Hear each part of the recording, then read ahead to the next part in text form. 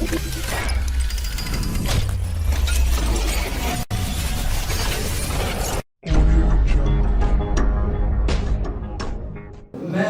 rare d'entendre un Malien qui est en train de dire que ah, ça c'est grave là.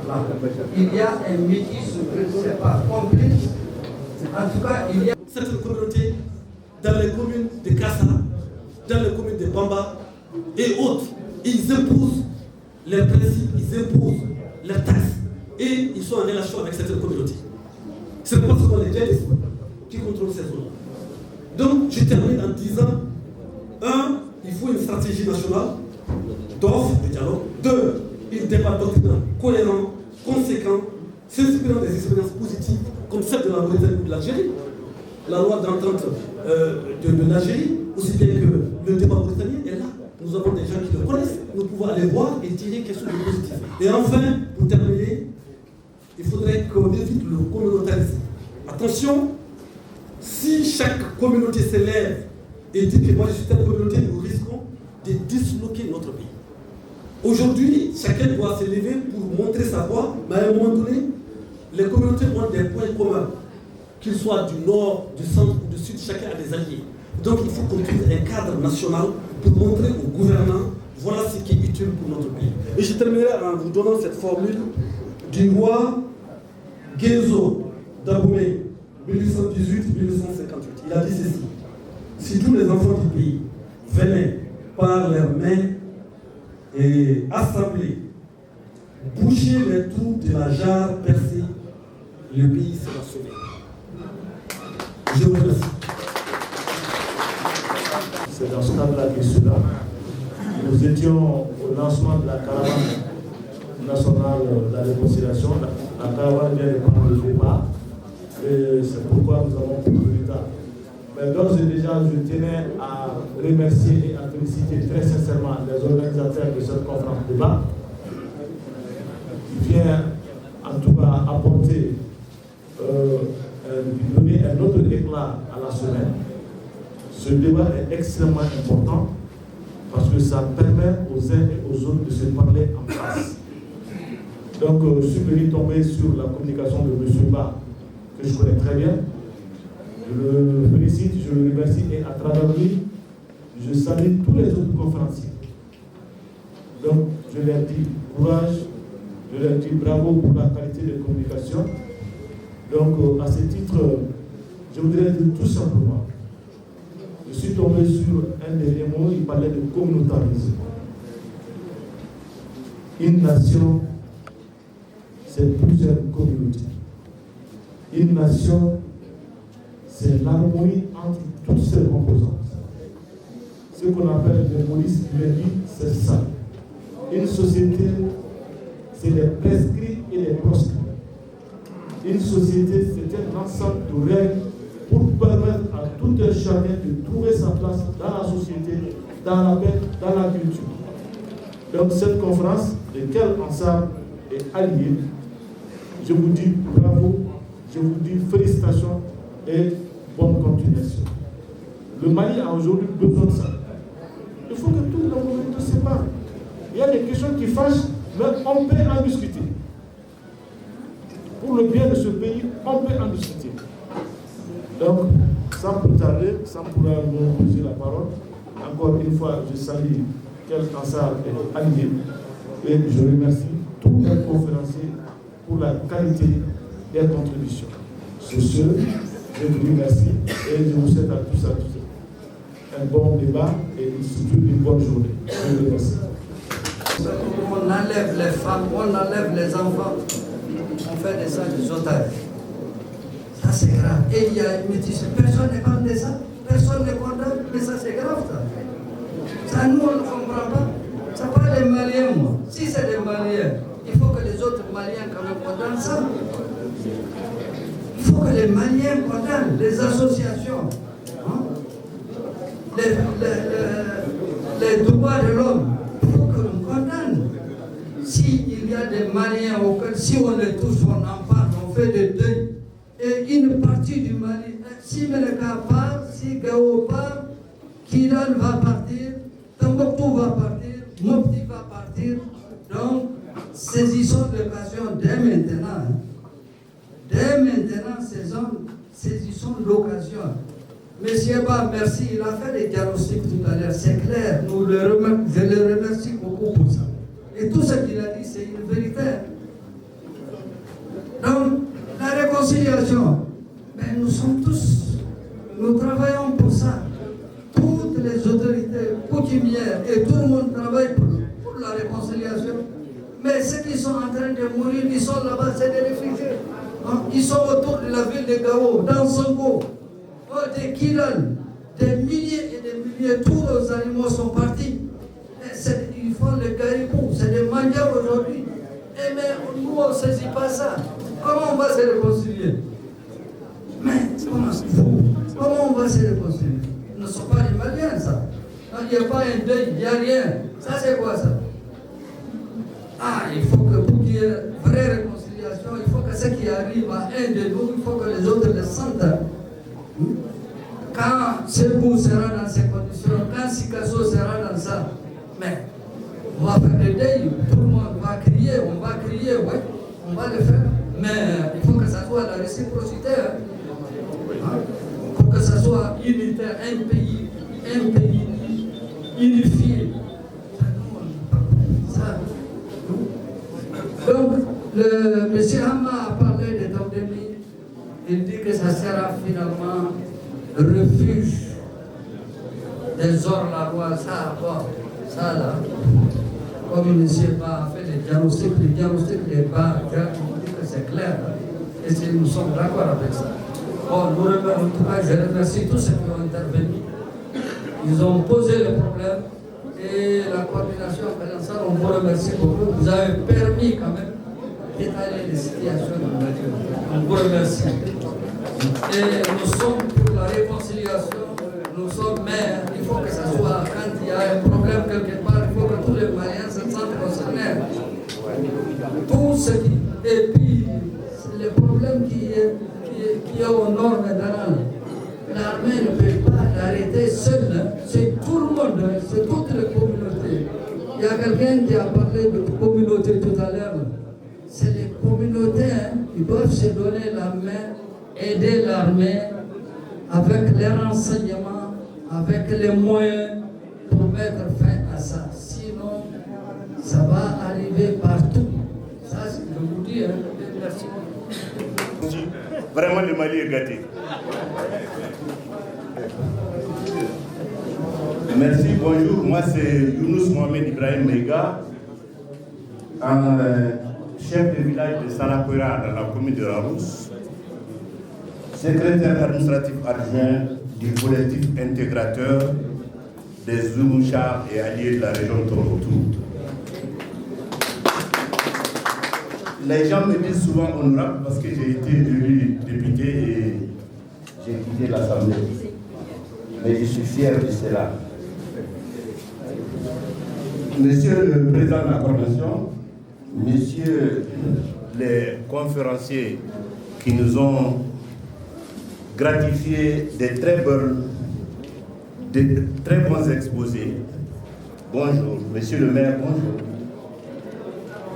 Je suis là au nom du collectif SIAT, le collectif intégrateur des Imouchars et alliés.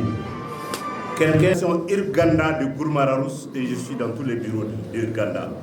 Donc cela fait que je suis Imouchar. Imouchar, c'est ce qu'on appelle les anciens guerriers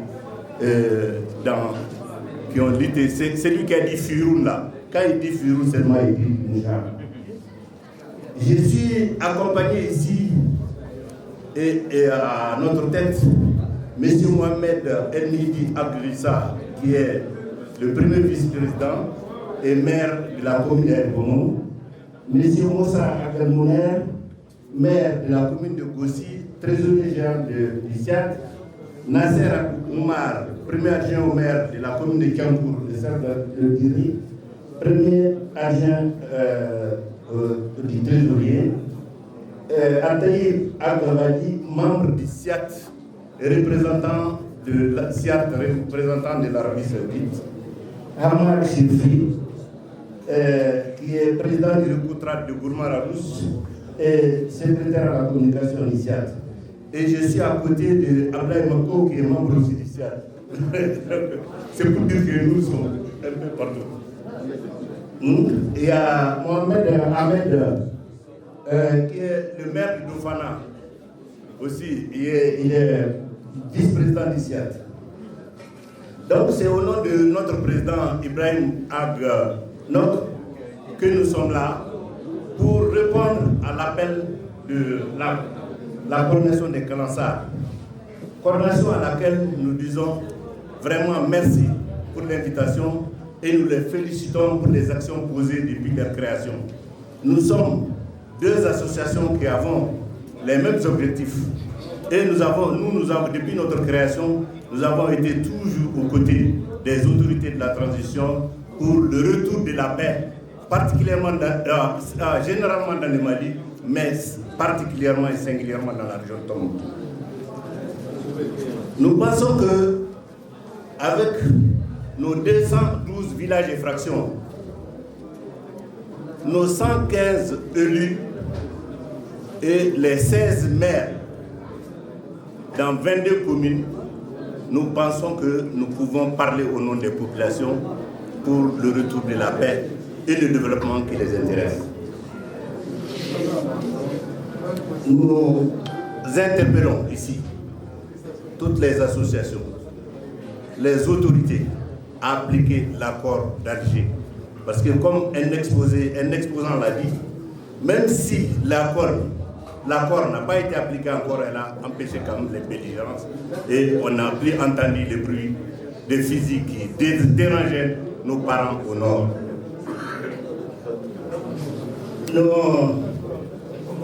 Nous sommes prêts à accompagner les autorités de la transition, toutes les associations qui militent pour la paix, vraiment dans le Mali.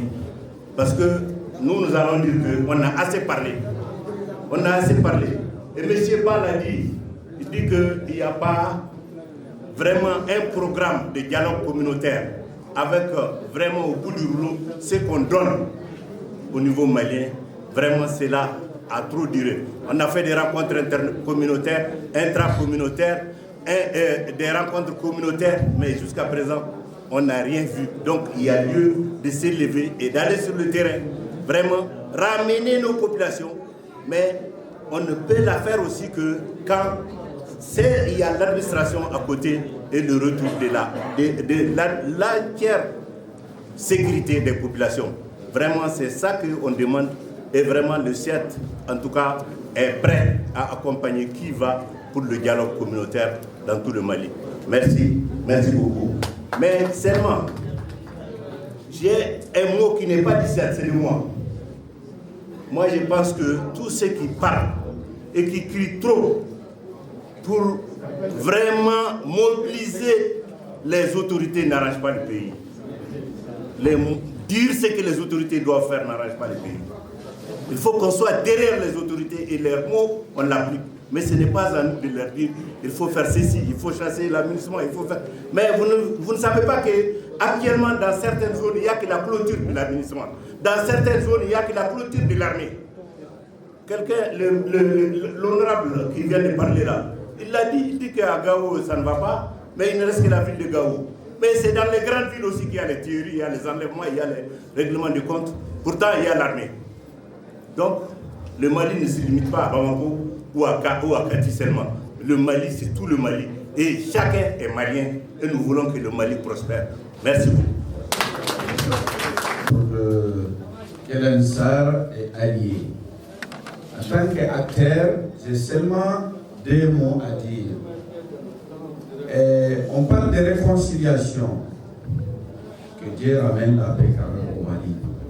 Mais nous les Maliens, regardons-nous jeu dans jeu et partons ensemble arranger la situation là où ça a commencé. Personne n'a amené cette insécurité, cette manque de la paix là chez nous-mêmes. Chez nous-mêmes, entre nous-mêmes, fils maliens. Parce que quand vous voyez quelqu'un venir dans ta famille, rentrer, aller directement droit à ta mallette et prendre quelque chose qui n'est pas de chez toi, sache qu'il a un complice dans ta famille. Et là où nous sommes aujourd'hui, généralement, les gens parlent, vous m'excusez, sans préciser, sans indiquer. Puisque les gens ont peur, ils ont fabriqué quelque chose qui les a aujourd'hui inondés carrément, psychologiquement. Tu as peur de dire ton frère, parce que tu sais que celui qui fait ça, tu le dis, tu auras les conséquences. Il faut que nous évitons ça. Il faut que nous évitons ça. Il y a certains qui parlent de peur.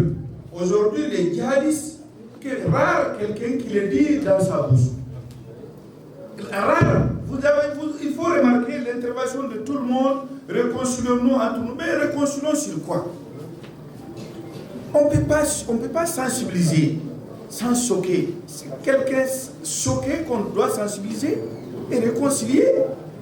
Aujourd'hui, les djihadistes qui est là au Mali aujourd'hui, il n'y a pas une ethnie qui n'est pas dedans. J'ai dit bien, il n'y a pas une ethnie qui n'est pas dedans. Moi, je suis de Gao, précisément dans Songo. Mais je sais que tu prends 10 djihadistes, tu vas trouver toutes les communautés ethniques du Mali là-dedans, du secteur. Donc ça là, les deux frères, toi tu as ton frère là-dedans, j'ai mon frère là-dedans, tu as ton cousin là-dedans, mais pourquoi on ne se retrouve pas pour appeler nos deux frères là? Tu ne peux pas courir, chercher la paix là où ça n'existe pas. Il faut les chercher entre nous là-bas. Tout est animé à partir du nord du Mali. Répartons dans ce même nord là où ça a décollé là. Et ramenons la paix pour revenir aussi. Moi, c'est ce que j'ai à dire. La paix, ça doit commencer au nord. C'est dans la Drave jusqu'à Gao, jusqu'à Douanza. À ce moment, on va plier nos claques là pour venir parler de quelque chose ici aussi. Parce que l'insécurité là a commencé chez nous. Il faut que nous répartons là-bas pour les régler et revenir. Entre nous. C'est en ce moment qu'on doit faire appel à l'État. L'État n'a rien fait. L'État n'a rien fait. C'est le père de tout le monde, c'est le père de la nation. Tu es État. Ce que tu fais, tu reviens à l'État. Puisque tu es malien. Tout ce que tu fais, tu es malien. Donc si tu es malien là, il faut faire la paix dans ta famille et que les deux voisins là se retrouvent en paix et puis ils vont prendre la route pour quelque part. Donc je vous remercie. Cherchons la paix chez nous. Allons là où ça a commencé pour amener ça. Merci beaucoup. Merci beaucoup.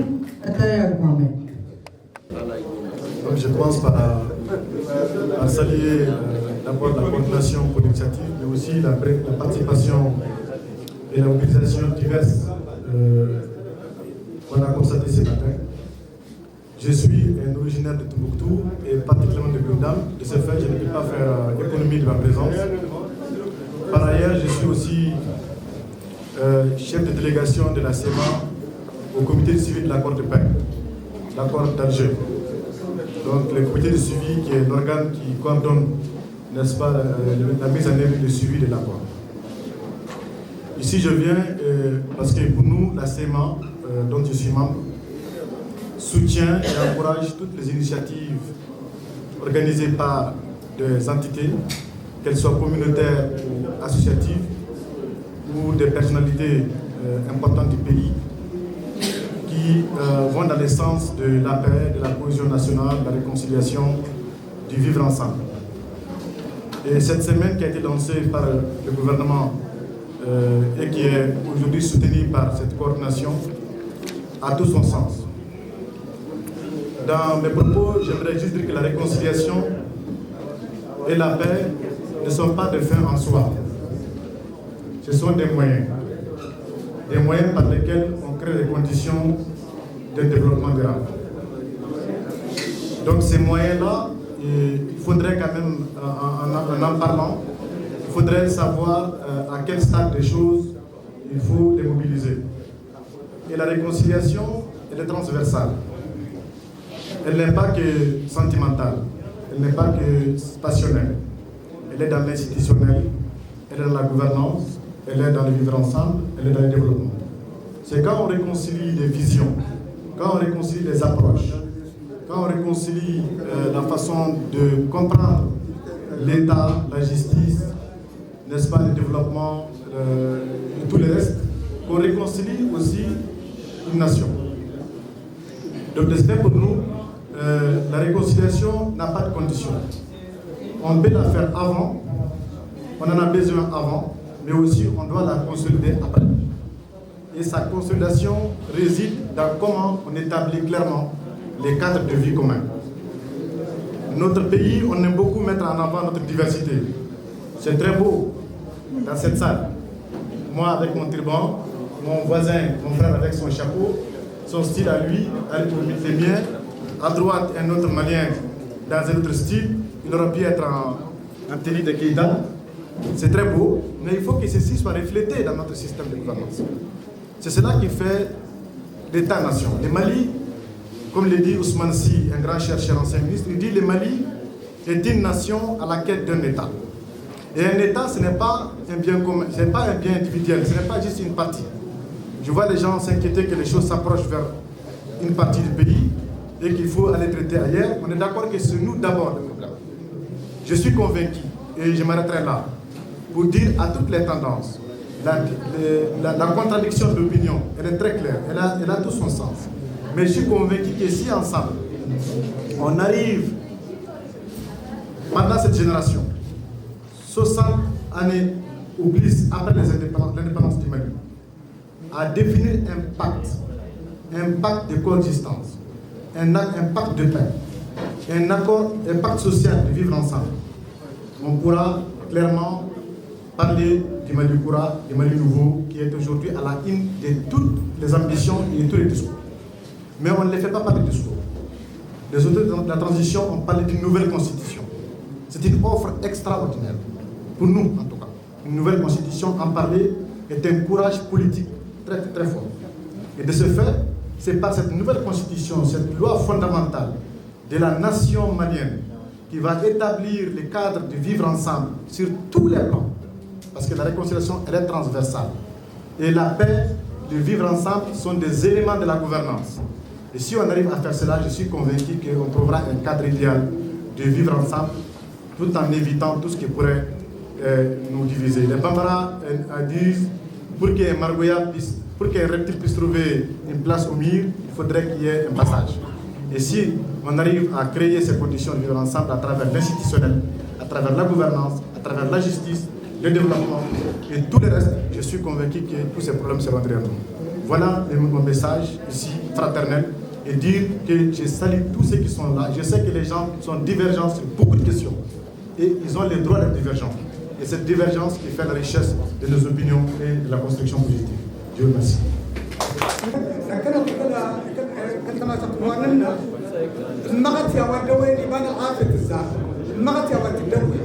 بدوني بان العافية نديت هالسدي هاي بان العافية كويس المغنيتي ديرت هواي آجم واستيتك من بدفتي تلك أقاري دار السبا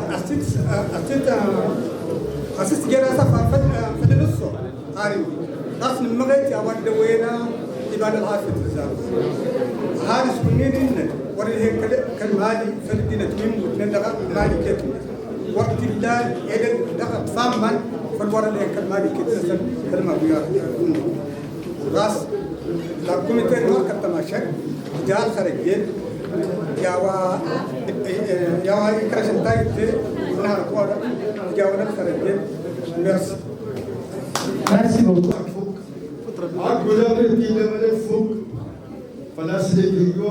Médecins sans frontières.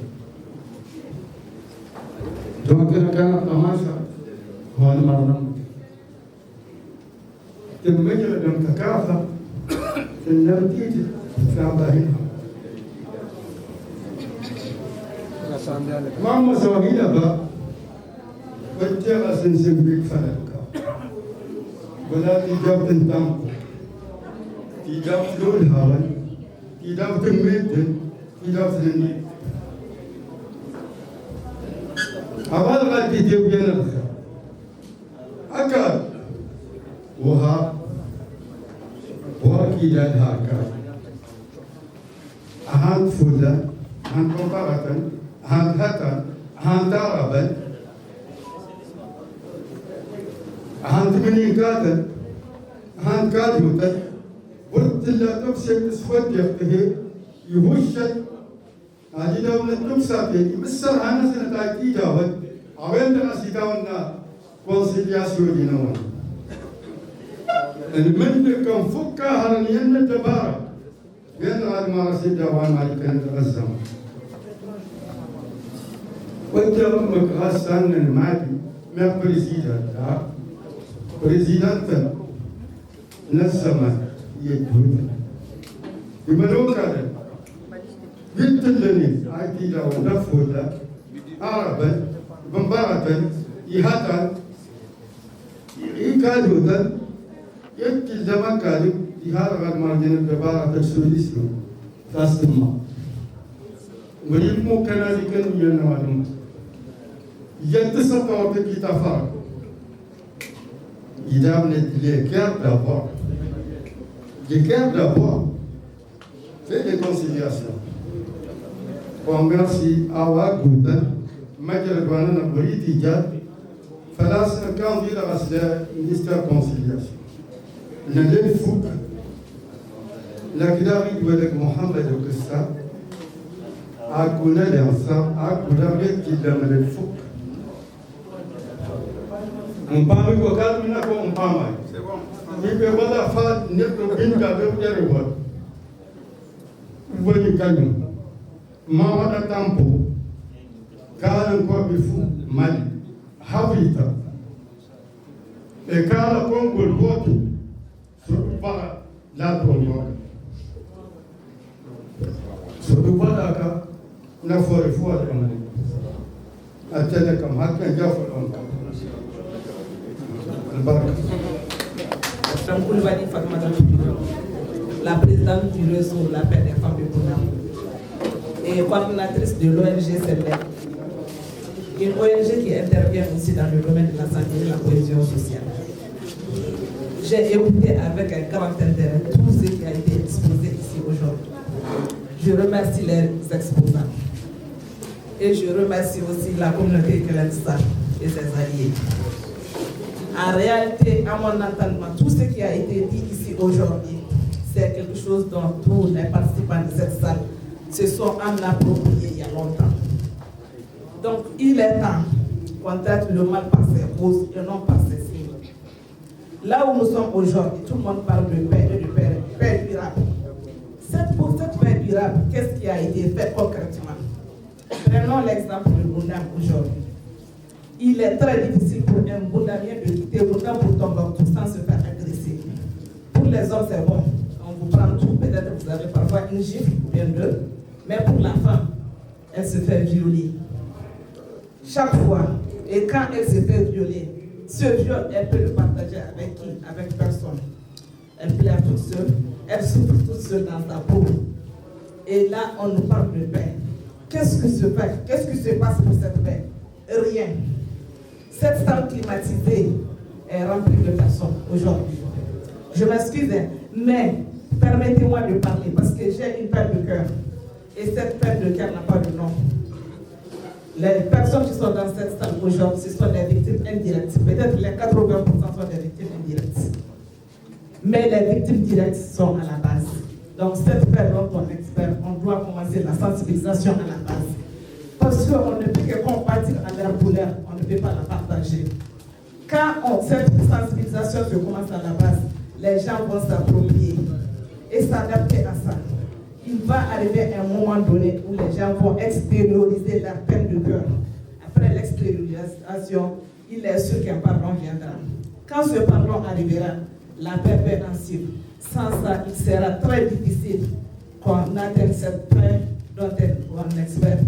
Ça serait toujours un rêve, ça ne deviendra jamais une réalité. Mais je demande au tout-puissant Allah subhanahu wa ta'ala qu'il nous aide, qu'il nous accompagne et qu'il mette sa grâce divine dans tout ce que nous avons fait. Merci. Merci beaucoup. Parce que vraiment chacun a apporté quelque chose à cette conférence. La question portant sur quelle stratégie et avec qui dialoguer, je m'en vais quand même vous dire qu'aujourd'hui, il y a plusieurs types de stratégies n'est-ce pas, pour aller vraiment dans la paix. La première stratégie d'abord, c'est comment en réalité enterrer les crises, parce qu'il y a aujourd'hui un grand fossé entre les gouvernants et les gouvernés. Il faut d'abord créer quand même une certaine confiance, n'est-ce pas, entre les gouvernants et les gouvernés. Pour ce faire, il faudrait effectivement créer une confiance nationale à tous les niveaux. Il faudra mettre en contribution toutes les composantes de nos différentes communautés. Et il faut aussi développer, n'est-ce pas, l'information à partir de nos populations pour effectivement contrecarrer, n'est-ce pas, tout ce dont nous sommes victimes aujourd'hui en termes de terrorisme.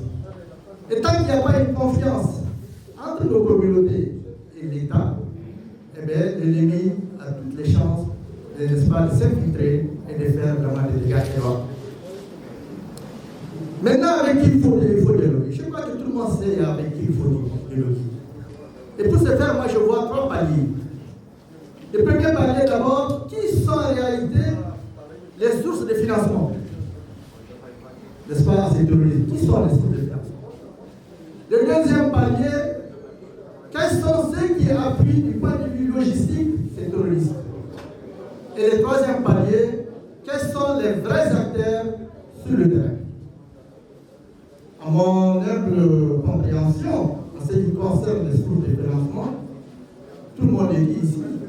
On dit que c'est le Qatar qui finance le génie, on dit que c'est l'Arabie Saoudite qui finance les IS, on dit que c'est les Occidentaux qui apportent la logistique aux terroristes.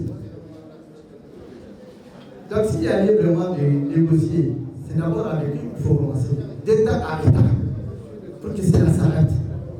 Il faut mettre en contribution le Conseil de sécurité des Nations Unies pour mettre fin à cela. Parce que tant que les sources de financement continuent à pleuvoir, il n'y aura jamais de paix dans ce pays. Ni au Mali, ni au Sahel, ni d'ailleurs un peu partout. Donc il faudrait vraiment qu'on tarisse l'espace des sources de financement.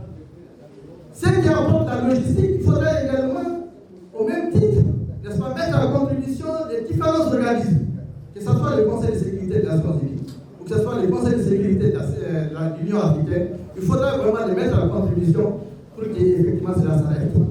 Maintenant, en ce qui concerne les acteurs sur le terrain, vous savez qu'il y a 2 types d'acteurs. Il y a les acteurs fréquentables et les acteurs non fréquentables. Ça, tout le monde le sait. Les acteurs non fréquentables, ce sont ceux-ci qui viennent et qui disent systématiquement tout ce qui bouge.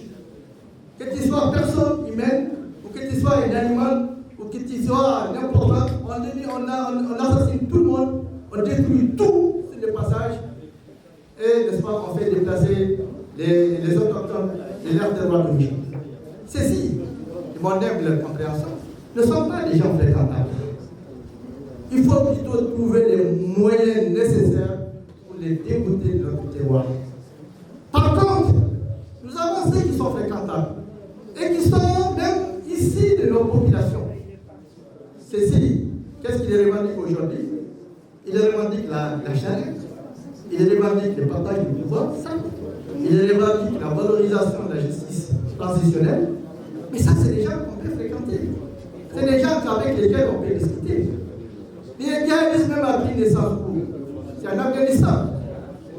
Mais l'Afghanistan aujourd'hui, on a fini par négocier avec les Afghans, avec les talibans.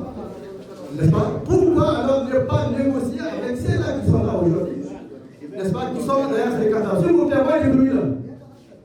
Intégrateurs, les Jibouchas. Donc, il y a des gens qui sont, qu'on peut bien fréquenter et avec lesquels on peut négocier. J'ai dit dans mon exposé, n'est-ce pas? Il y a Dagali et Amadou Koufa, qui sont quand même ici de notre population. Et qui en réalité, qui sont, n'est-ce pas, on a tous les moyens de les approcher, n'est-ce pas, de discuter avec eux, de savoir exactement ce qu'ils veulent. Tant qu'on n'a pas fait cette démarche, on ne pourra jamais aller dans le pays. Si dans les temps, c'était les Occidentaux qui nous empêchaient, n'est-ce pas, de négocier avec eux, notamment la France, aujourd'hui, nous avons tous les pouvoirs nécessaires d'aller dans cette négociation. Je vous remercie. Merci beaucoup. Merci beaucoup. Je donne la parole à M. Oulema.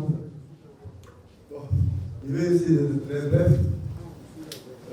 Je remercie tous les intervenants. Il m'a payé et partagé avec nous leur expertise et leurs expériences autour de la thématique paix et réconciliation, facteur de stabilité et de développement. Nous remercions, au nom de la coordination Kalansari Allié, nous remercions également le ministère de la Réconciliation, de la Paix et de la Cohésion sociale, chargé de l'accord pour la paix et la réconciliation nationale, pour cette initiative des CNRI, Semaine nationale de la réconciliation. Nous encourageons également toutes les autres communautés, toutes les autres volontés à faire de telles initiatives afin qu'elles soient contagieuses et créent en tout cas une synergie d'action entre tous les acteurs intervenant sur les questions de paix. Nous remercions tous les collectifs, toutes les coordinations, tous les mouvements, toutes les associations, toutes les personnes qui se sont en tout cas mobilisées, qui ont fait montre d'acidité et qui sont restées jusqu'à la fin de cette conférence parmi nous. Soyez en remerciés et félicités pour la mobilisation et surtout la qualité de vos interventions. Et espérons également vous revoir très bientôt pour d'autres activités ensemble. Enfin, vous avez été servi par Abdraman Akmoussa, maître des cérémonies de son état, toujours fidèle au poste. Et c'est le président qui...